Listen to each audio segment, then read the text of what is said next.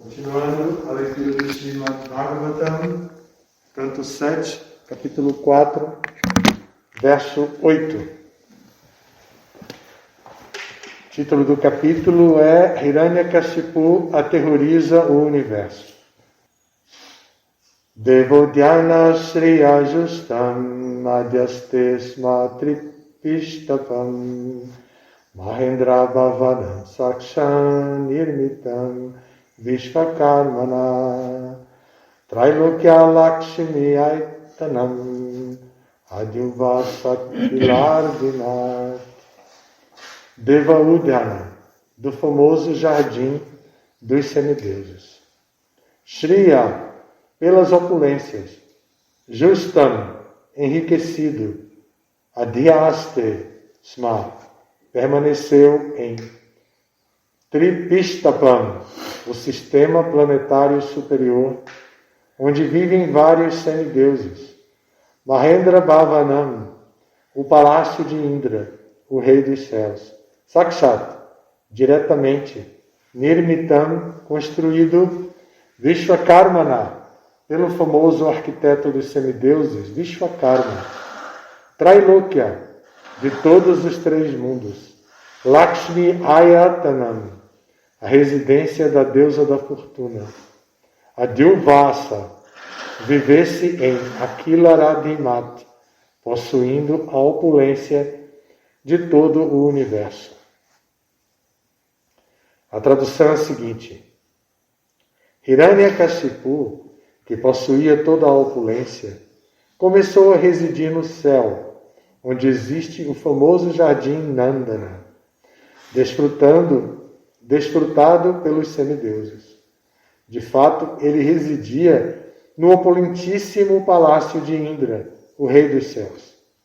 O palácio fora construído diretamente por Vishvakarma, o arquiteto dos semideuses, e sua estrutura tinha tamanha beleza que parecia residir ali a deusa da fortuna de todo o universo. Significado dado por sua divina graça A.C. Bhaktivedanta Swami Srila Prabhupada. Através desta descrição, fica parecendo que todos os planetas celestiais do sistema planetário superior são milhares e milhares de vezes mais opulentos do que o sistema planetário inferior no qual vivemos. Vishvakarma, o famoso arquiteto celestial, é conhecido como o construtor de muitos edifícios maravilhosos nos planetas superiores, onde não apenas existem belos edifícios, mas também muitos jardins e parques opulentos, descritos como Nandana Devodhyana, jardins completamente dignos de serem desfrutados pelos semideuses. É consultando as escrituras autorizadas, tais como os textos védicos, que nos devemos inteirar da descrição do sistema planetário superior e suas opulências. Os telescópios e outros instrumentos imperfeitos dos cientistas são inadequados para avaliar o sistema planetário superior. Embora esses instrumentos sejam necessários porque a visão de presumíveis cientistas é imperfeita, os próprios instrumentos também são imperfeitos. Portanto, os planetas superiores não podem ser apreciados pelos homens imperfeitos, que usam instrumentos imperfeitos, fabricados pelo próprio homem. Porém, a informação direta, conforme recebida da literatura védica, é perfeita. Portanto, não podemos aceitar a afirmação de que, tirante esta terra, os planetas não possuem residências opulentas. Hiranyakashipu possuía toda a opulência. Começou a residir no céu, onde existe o famoso jardim Nandana, desfrutado pelos semideuses. De fato, ele residia no opulentíssimo palácio de Indra, o rei dos céus. O palácio fora construído diretamente por Vishvakarma, o arquiteto dos semideuses, e sua estrutura tinha tamanha beleza que parecia residir ali a deusa da fortuna de todo o universo. Aqui temos um texto informativo, cultural, que diz como nosso amigo Hiranyakashipu havia começado a praticar os poderes que havia adquirido. Né? Então ele adquiriu poderes e agora ele estava querendo praticar os poderes. O que ele fez? Ele tomou o planeta de Indra, que era opulentíssimo, tinha um prédio construído pelo famoso Vishvakarma, o arquiteto dos semideuses, e tinha também jardins que eram construídos por Vishvakarma também, jardins muito bonitos, planejados, assim, mais bonitos que os jardins de Burle Marx no Brasil, que são famosos.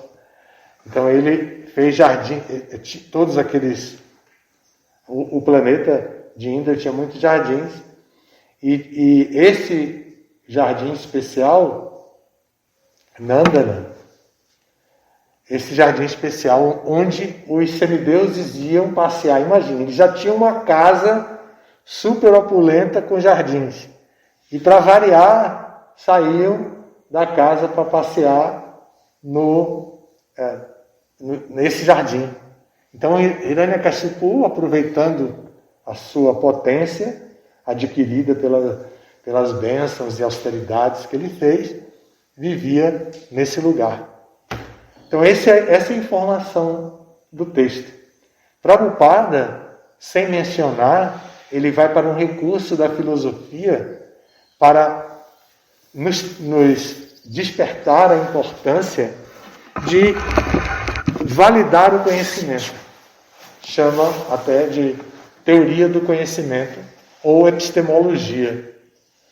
Todo o significado de Prabhupada é baseado na comprovação do conhecimento. Como um conhecimento pode ser comprovado. Prabhupada não entra nos detalhes. São 10 sistemas epistemológicos disponíveis na literatura védica. Esses 10 podem ser simplificados em 3 apenas. Shabda Pramana, Pratyaksha Pramana e Anumana Pramana.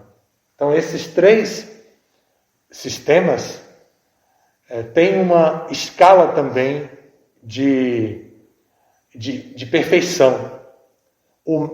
Dos 3, o mais imperfeito como um sistema de validar o conhecimento tem imperfeições. Então, dos 3, o menos perfeito é Pratyaksha Pramana. Depois, Anumana Pramana. E então vem Shabda Pramana, que é considerado perfeito. Então, quais seriam esses sistemas? Pratyaksha Pramana é o sistema que os cientistas usam, que foi o que Prabhupada falou aqui. Os cientistas são inteligentes, trabalham, produzem um instrumento. Esse instrumento é produzido com a limitação dele. Então, o próprio cientista é imperfeito. O instrumento que ele produz é imperfeito porque ele é imperfeito. Então, e aí ele utiliza aquilo, e aqui Prabhupada dá o exemplo do telescópio, ele utiliza aquilo para poder compreender os mundos que estão além desse planeta Terra. E eles averiguam diferentes planetas e astros celestiais, né? Eles averiguam diferentes astros celestiais, planetas, satélites, cometas e a própria galáxia. Eles avaliam todo esse tipo de coisa com seus instrumentos, que são imperfeitos. Esse é o sistema Pratyaksha, o sistema laboratorial, o sistema muito usado na ciência, e eles até apresentam certa margem de erro. Quando a gente ouve, na época da política, a gente ouve a apresentação das tendências de ganhar e diz assim, margem de erro, pela margem de erro eles estão com tal proporção. Isso já é outro sistema, é Anumana. No sistema Anumana é a lógica. Então que o sistema Anumana pode ser de duas maneiras. Pode ser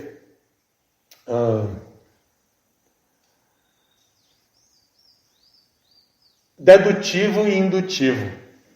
O dedutivo tira um conceito do geral e traz para o particular. A famosa dedução. Eu deduzo que, vendo tal situação, eu deduzo que. E o sistema indutivo é aquele que sai de um grupo menor e se tenta aplicar num grupo maior. Então, por indução. Então, o sistema dentro de Anumana, que é inferência ou lógica, dentro do sistema de Anumana, o sistema dedutivo é superior ao sistema indutivo. O sistema indutivo é menos perfeito que o sistema dedutivo. Porque o sistema dedutivo vê a tendência geral e aplica num campo particular. O sistema indutivo vê um campo particular e diz, sabendo como fulano é, eu posso ver que toda a família dele deve ser assim também. E isso não é um fato. Né? E por aí vai. Então, a indução é menos perfeita que a dedução. E Anumana é menos perfeita que Shabda. Shabda é perfeita. E é o que Prabhupada diz aqui. Eu vou reler o significado para concluir, agora, depois de ter feito essa explicação, que Prabhupada não fala nada disso aqui. Ele vai falar isso lá no Sri Upanishad, em outros livros, mas aqui ele não fala nada. Porém, esse significado de Prabhupada é próprio para se explicar no que Prabhupada se baseia para dizer o que ele está dizendo aqui, muito embora ele não tenha falado. Né? Então, a Shabda Pramana já é a comprovação do conhecimento. Prama significa conhecimento, como Jnana. Prama é um sinônimo de Jnana. E Pramana é a teoria do conhecimento, que dentro da linguagem da filosofia é epistemologia. Então é a comprovação do conhecimento. O conhecimento válido. Então qual é o conhecimento que é válido e que não é válido? O conhecimento pode ser válido através da percepção dos sentidos. Eu estou vendo que isso aqui é um livro e que isso aqui é um celular e que são dois objetos diferentes. Então eu posso compreender que são objetos diferentes. Então isso é pratyaksa, através dos sentidos. A pessoa compreende. E mesmo um sentido pode levar a pessoa a adquirir algum conhecimento. Se eu perguntar para vocês, esse piso é liso ou rugoso? Vocês podem olhar e, pelo menos o branco, vocês podem olhar a parte branca e vão dizer, eu acho que eu preciso de mais experiência para dizer. Aí passa a mão e vê, ele é liso, ele não é rugoso. Então, aí responde, ele é liso. Qual o sistema de validade para validar o conhecimento que a pessoa teve? Utilizou o sentido do tato. E isso é pratyaksha. Anumana é a lógica que a gente conhece muito, é muito utilizada na ciência e na nossa vida prática. A lógica muitas vezes dá errado, porque é inferência, então a pessoa infere por dedução ou por indução. E ao inferir por dedução ou por indução, ela tem uma grande margem de erro. Como também pode ter uma grande margem de erro por os nossos sentidos, né? Da visão, da audição. A gente pode ouvir um som pensando que é uma determinada coisa e é outra coisa. Ou pode ver algo e não tendo conhecimento prévio do que aquilo significa, não entender direito, não ver direito. E ainda tem a famosa ilusão de ótica, que é bem estudado em física. Quando nós entramos no curso médio e começamos a estudar física, a gente estuda isso, ótica, e aí se fazem várias dinâmicas de ilusão de ótica para os alunos, adolescentes, ficarem animados a estudar o tema. Os professores geralmente fazem isso. E Shabda é o Shastra, os livros de conhecimento, que são revelados por Krishna diretamente, que dentro da revelação direta dos Shastras, nós temos o Shruti, e dentro da revelação indireta dos Shastras, seja contada por outros, temos os Smriti, gêneros literários, categorias, melhor dizendo, categorias de literatura. A literatura Shruti é a literatura falada diretamente por Krishna. E a literatura Smriti é a literatura relembrada, que foi falada e então foi falada. Foi repetida em alguma situação. O Bhagavad Gita tem essa categoria, a categoria de Smriti. Por quê? Porque foi falada por Sanjaya. Dhritarashtra pergunta, né? O que fizeram meus filhos e os filhos de Panda? E então Sanjaya responde e conta todo o Bhagavad Gita e ainda no fim dá a conclusão. Sanjaya. Então isso é Smriti. Então assim, em termos de literatura védica, o Shastra, que é Shabda Pramana, que é o Shabda significa som. O primeiro som dentro da criação deste universo era um som de 2 sílabas e foi pronunciado pela pessoa suprema invisível, que o primeiro ser criado, Brahma, escutou. Este som era Tapa. Isso significa austeridade.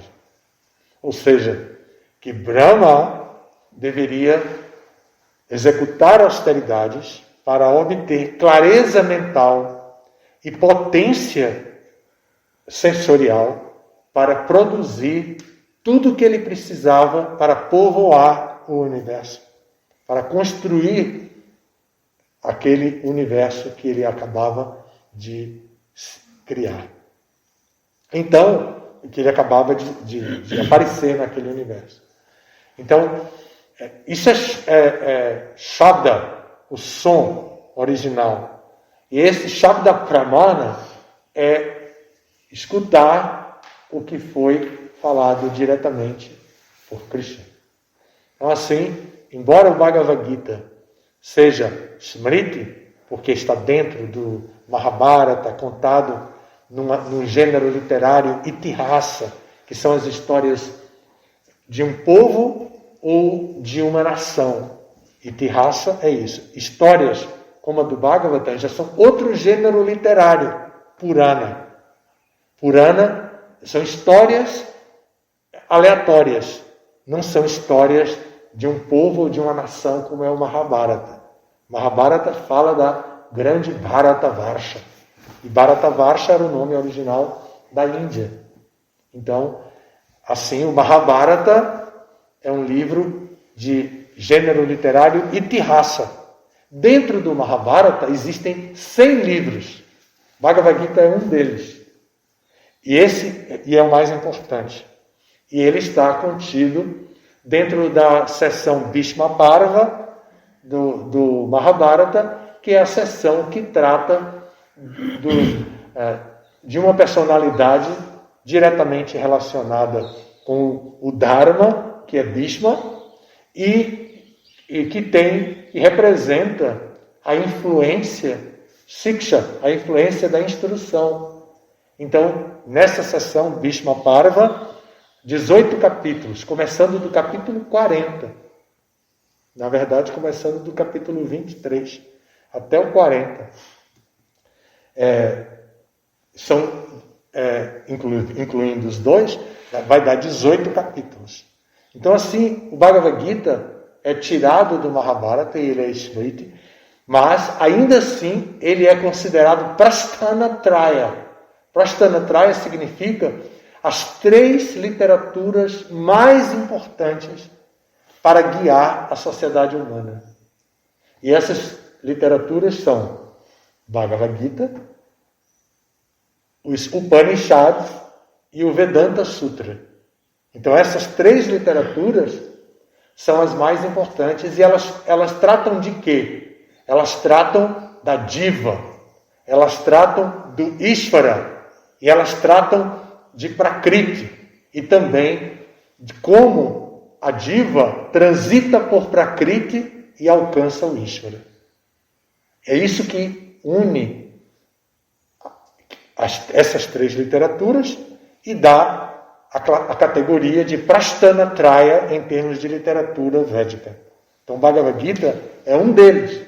Por isso é tão importante reconhecer o Bhagavad Gita, já que o Vedanta Sutra é muito mais difícil de ser compreendido, porque ele tem uma subcategoria, que é Sutra. A categoria Sutra significa resumo. Então, o Vedanta, resumido em sutras, dá um trabalho danado para o estudante. E em Kali Yuga não temos instrutores disponíveis. E, por exemplo, quando eu comecei a estudar, vou dar um exemplo meu pessoal, né? Quando eu comecei a estudar, a fazer tarefa de casa, minha mãe costurava. Ela tinha um ateliê de costura com algumas moças trabalhando e eu tinha que ficar lendo alto. Ela não deixava eu ler baixo. Então eu ficava lendo alto. Aí eu lia. Ilha, por exemplo, em geografia, né? Ilha é uma porção de terra cercada, e parava assim um pouquinho, ela dizia, de água por todos os lados. Aí eu ficava, caramba, como ela sabe? Ela nem tem um livro ali. E eu ficava impressionado como ela sabia aquilo, né? Aí daqui a pouco eu lia outra coisa. A Terra tem um formato, de acordo com o livro que eu lia, a Terra tem um formato a minha mãe dizia, redondo. O formato da Terra é redondo. Aí eu disse, caramba, ela sabe tudo. Então, essa validade do conhecimento, quando vem de Krishna, é muito diferente do que vem de minha mãe, mas quando vem de Krishna, ela é chamada de Shabda. E o resumo de tudo isso é um sutra. Então, o Vedanta Sutra é muito difícil de ser entendido, porque é tudo muito resumido. Cada palavra sânscrita do Vedanta Sutra pode ter muitos significados. E quem não sabe o significado de acordo com uma escola filosófica adequada, como, por exemplo, a Brahma Madhva Gaudiya Sampradaya, pode interpretar uma palavra com o significado de outra escola Sampradaya, de outra Sampradaya, que pode ser impersonalista, que pode ser uma Apa Sampradaya, uma Sampradaya interrompida, que já se degradou, que não representa mais o conhecimento original e que está nas últimas. Então, por isso o Sutra é tão difícil, o Vedanta Sutra. Mas o Bhagavad Gita não. O Bhagavad Gita vem dentro de um contexto histórico. Eu conheço um devoto que me disse que se decepcionou terrivelmente quando começou a ler o Bhagavad Gita. Porque ele viu o livro tão grosso. E quando ele começou que ele leu o primeiro verso, Dhritarashtra perguntando o que fizeram os filhos, e quando ele viu Sanjaya respondendo, ele pensou, aqui vai vir uma história linda, maravilhosa. E ele começou a ler e daqui a pouco acaba a história e começa só filosofia, não fala mais de ninguém, não fala mais de nada, fica só o drama de acordo. E ele disse que se decepcionou, porque ele estava esperando como se fosse uma Mahabharata na história. Então ele parou de ler e foi ler o Bhagavatam. E não leu, não concluiu o Bhagavad Gita e foi ler o Bhagavatam. E leu o Bhagavatam todo. Essa pessoa, que é muito inteligente, é um devoto intelectual, é o Atisundara. Depois ele voltou, se tornou um mestre, na verdade, voltou para estudar o Bhagavad Gita, também traduziu o Mahabharata, até escreveu um resumo do Mahabharata. E assim, o Atisundara teve essa experiência, porque ele estava esperando histórias. Na verdade, quando ele começou a ler o Bhagavad Gita, ele estava esperando história e a história não apareceu. No Bhagavatam era mais fácil, era como uma novela mesmo, com várias histórias ao mesmo tempo, em diferentes tempos, na verdade, várias histórias em diferentes tempos literários. E ele foi lendo, estudando, e se tornou um grande mestre. No quinto canto, por exemplo, a história da manifestação cósmica, a gênese cósmica, tudo isso ele descreve muito bem o formato do universo, a localização da Terra dentro do universo. Ele gosta desse assunto, que é um assunto técnico. Nem todo mundo gosta. Muitas vezes nós passamos rapidamente por essa parte do Bhagavatam, mas tem pessoas que se detêm. Ele é uma dessas pessoas que se detém por causa da sua natureza científica, né? Então, assim, todo esse significado de Prabhupada é para nos levar a desenvolver fé nos livros sagrados, fé na literatura revelada, seja ela Shruti, seja ela Smriti, para revelar, para nós desenvolvermos fé nas Escrituras e não desenvolvermos fé em alguma coisa que é muito falha, que tem falhas graves, como a percepção sensorial. Então, olhem como o que eu estou dizendo, agora resumir para poder ler de novo o significado. Observem como faz sentido o que eu estou dizendo. Prabhupada diz assim: através desta descrição, fica parecendo que todos os planetas celestiais do sistema planetário superior são milhares e milhares de vezes mais opulentos do que o sistema planetário inferior no qual vivemos. Vishvakarma, o famoso arquiteto celestial, é conhecido como o construtor de muitos edifícios maravilhosos nos planetas superiores, onde não apenas existem belos edifícios, mas também muitos jardins e parques opulentos, descritos como Nandana Devodhyana, jardins completamente dignos de serem desfrutados pelos semideuses. É consultando as escrituras autorizadas, olha aí, Shabda, né, o que eu falei. É consultando as escrituras autorizadas, tais como os textos védicos, que nos devemos inteirar da descrição do sistema planetário superior e suas opulências. Os telescópios, aí Prabhupada começa a derrotar o sistema de Pratyaksa, né? Assim, mostrar a falibilidade. Né? Os telescópios e outros instrumentos imperfeitos dos cientistas são inadequados para avaliar o sistema planetário superior. Embora esses instrumentos sejam necessários, porque a visão dos presumíveis cientistas é imperfeita, os próprios instrumentos também são imperfeitos. Portanto, os planetas superiores não podem ser apreciados pelos homens imperfeitos, que usam instrumentos imperfeitos, fabricados pelo próprio homem. Porém, a informação direta, conforme recebida da literatura védica, é perfeita. Portanto, não podemos aceitar a afirmação de que, tirante esta Terra, os planetas não possuem residências opulentas. Vocês entenderam assim o ponto que eu desenvolvi? Aqui tem alguma pergunta? Comentário? Comentário, Maharaj? Tem uma pergunta, Maharaj. O senhor explicou sobre Anumana em Pratyaksha e também sobre Shabda. E para um devoto é muito fácil compreender por causa da fé. Eu queria saber como a gente pode passar isso para uma pessoa que não é devota sem parecer sectária. A pessoa que não é devota aprendeu tudo estudando os livros. Ela não fez a pesquisa pratyaksha propriamente dita.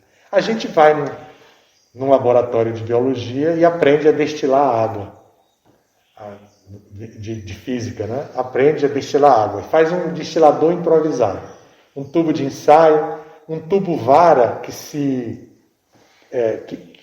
ajusta com o calor. Não sei se vocês conhecem, eu já fiz isso.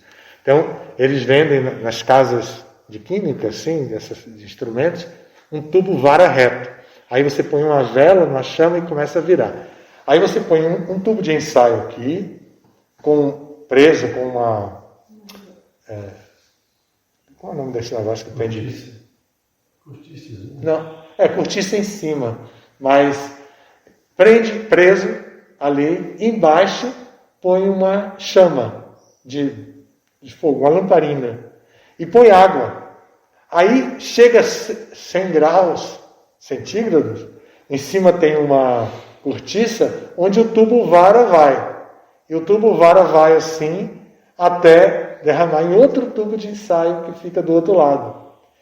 O vapor de água sai por causa da temperatura, percorre o tubo vara, resfria e aí condensa outra vez e cai água destilada do outro lado. Isso é que a gente aprende, mas nem todo mundo fez isso. Nem todo mundo aprende que aos 100 graus a água entra em ebulição e tal.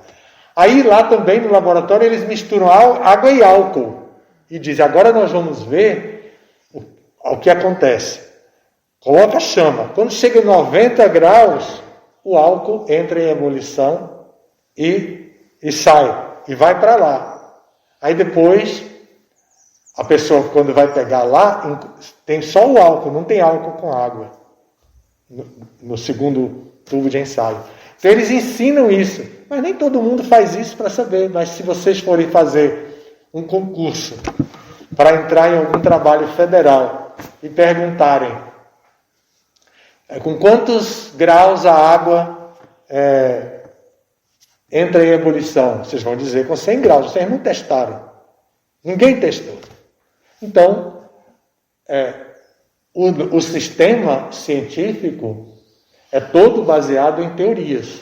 Por isso eles são obrigados, quando fazem um trabalho científico, por norma técnica, né, eles são obrigados a dizer qual livro que eles estão citando, porque a pessoa do livro, a pessoa da citação é que fez a experiência.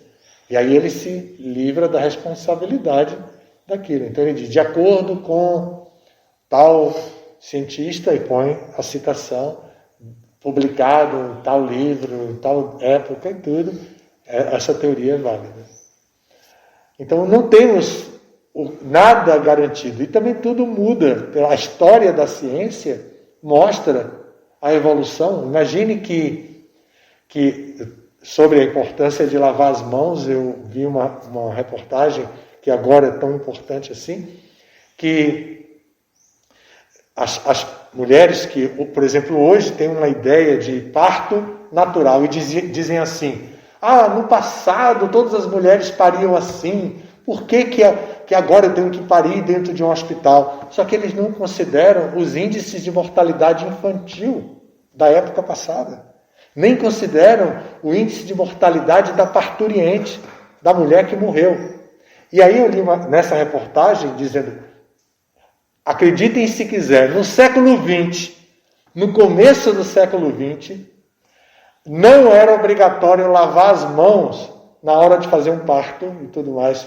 Não tinha nada disso. Então, os médicos trabalhavam, alguns médicos, numa pesquisa que eles fizeram, trabalhavam como legistas de um instituto médico legal. E trabalhavam com cadáveres, com a mão dele lá. E não lavavam a mão. E depois iam fazer um parto na maternidade.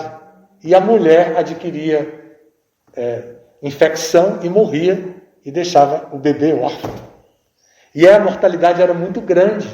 Foi assim que entrou na história da ciência que lavar a mão era importante. Nem falavam de dilúvio, era de lavar a mão ainda, imagine. Então imagine como muda, como o conhecimento material muda, mas o conhecimento a respeito da alma, o conhecimento a respeito da Diva e a respeito de Ishvara não muda. O conhecimento a respeito de Prakriti não muda. Prakriti, o que é Prakriti? A conjunção dos elementos materiais que tem várias categorias, a conjunção dos elementos materiais que, de acordo com a força Traigunya, dos 3 gunas, bondade, paixão e ignorância, se misturam e produz tudo que nós estamos vendo. Ah, que realidade linda! Certo? Mas quem é você dentro dessa realidade? Você é parte disso? Quando você morrer, vai acabar tudo? Então, a pessoa tem que obter o conhecimento a respeito da Diva, da Prakriti, da Diva. Não, você é alma espiritual. O Bhagavad Gita diz: Dehinus vinyata dehe kaumara jauvanam jara tatadehantara prapti dirastatra namuhyati. Não se confunda. A alma espiritual passa por diferentes etapas, mas ela permanece viva. Ela é eterna. Então a pessoa observa a natureza material e tem a informação. Tudo isso está no chat. Isso não muda. Isso é imutável. Nunca vai mudar. Aí, Ishvara. E quem é Ishvara? Então, na Bhagavad Gita nós vamos encontrar de novo quem é essa pessoa. Aí Krishna se descreve no capítulo 7, no capítulo 10. Krishna se descreve dentro de toda essa realidade que nós vemos. Ele se descreve a si mesmo e se apresenta como a suprema personalidade de Deus. Isso é imutável. Então, esses três elementos dão a característica Prasthanatraya para essas 3 escrituras: Bhagavad Gita, Upanishads, as Upanishads e o Vedanta Sutra. Então, para discutir com o cientista, nós só podemos dizer para eles que a ciência é maravilhosa, mas a ciência ainda não descobriu Deus, como no começo do século XX não tinha descoberto que lavar a mão era importante para evitar infecção. Então, a ciência é mutável. Quem sabe você possa ir estudando agora o que a gente está dizendo e depois, quando a ciência comprovar, você se rende. Não precisa se render agora não. Fica na sua casa, mas leia nossos livros. Cante o mantra Hare Krishna, você não vai perder nada. Aceite os princípios reguladores da vida humana. Experimente. E quando a ciência comprovar que Deus existe, aí você se rende. Mas vá testando. Não adianta entrar num debate, porque a linguagem científica e a visão científica é um paradigma imutável. Só muda quando muda o paradigma, quando muda a teoria paradigmática. Mas, como teoria, todos são treinados a aceitar. Todos são treinados a aceitar. Agora, por exemplo, que ninguém sabe nada sobre o vírus, coronavírus, o que está acontecendo no mundo? Um pandemônio. Imagine o que Bolsonaro fala da Covid-19. Imagine o que Trump fala. E veja os 2 países dirigidos por eles. Agora Trump já saiu lá, né? Mas veja o que aconteceu com esses 2 países dirigidos por essas pessoas. E tem outros países que tiveram menos problemas. A Suécia teve menos problemas.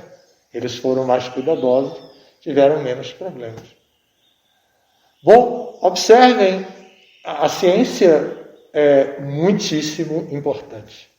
Ontem eu falei sobre isso, dizendo do que eles inventaram o avião, que embora seja misteriosa, muito misterioso para quem não conhece, por que voa desse jeito, uma coisa tão pesada, se uma pena que é tão leve, a gente joga aqui, a tendência dela é cair. Como é que um avião voa? Então, os cientistas descobriram e fizeram isso.